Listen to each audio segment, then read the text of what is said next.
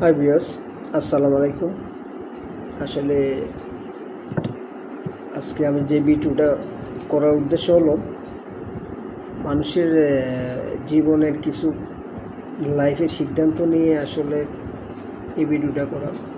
একটা হচ্ছে মানুষের বিয়ের বিষয়টা। এটা হচ্ছে যে আসলে কি বলবো, বিয়ের যে বিষয়টা হচ্ছে মনে করেন আপনার থেকে আপনার পাড়া প্রতিবেশী বা আত্মীয় স্বজন তাদের প্যারাটা অনেক বেশি। মনে করেন আপনি যদি বিয়ে করবেন, ঠিক আছে, আপনি যদি এখন মনে করেন আপনার বয়স 25-26 হইলো বা 27-28 হইলো, আপনার কোনো কেরিয়ার ডেভেলপ হচ্ছে না, কিছু না, আপনি বিয়েটা একটু পরে করবেন চিন্তা ভাবনা করতেছেন।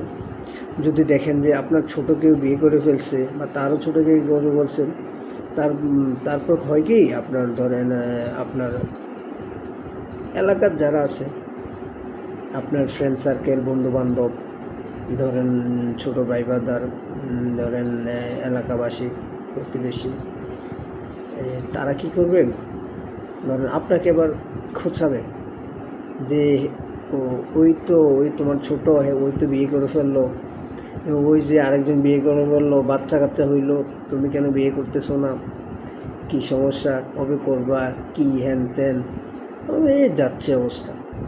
মানে একটা মানুষ, আপনি বিশেষ করে এই সমস্যাটা হচ্ছে গ্রামের দেশে এটা খুব মারাত্মক একটা সমস্যা।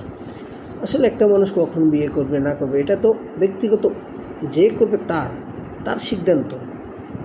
সে যদি একটা মেয়েকে এনে সারা বছর যদি মনে করেন ওর সাথে ভালোভাবে সারাটা জীবন সুন্দরভাবে লাইফ লিড করতে পারে, তাহলে ওর যে যখন ইচ্ছা তখন বিয়ে করবে। আর হ্যাঁ, ও বিয়ে করলো, বউরে কিছু খাওয়াইতে পারলো না, কিছু না, তাহলে এই বিয়ের তো কোনো মূল্য নেই আসলে।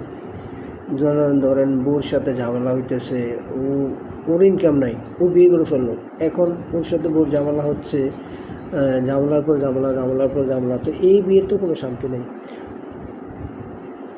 কারণ বিয়ে তো হচ্ছে একটা সারা জীবনের একটা দায়বদ্ধতা, ঠিক আছে। এটাই হচ্ছে আমার মূল কথা। পাড়া প্রতিবেশী, এলাকাবাসী সবাই বিয়েটা নিয়ে উঠে পড়ে লাগবো আপনার পেছনে। তো এটা থেকে কিভাবে বেরিয়ে আসা যায়, তার জন্য আপনারা সবাই চিন্তা ভাবনা করবেন।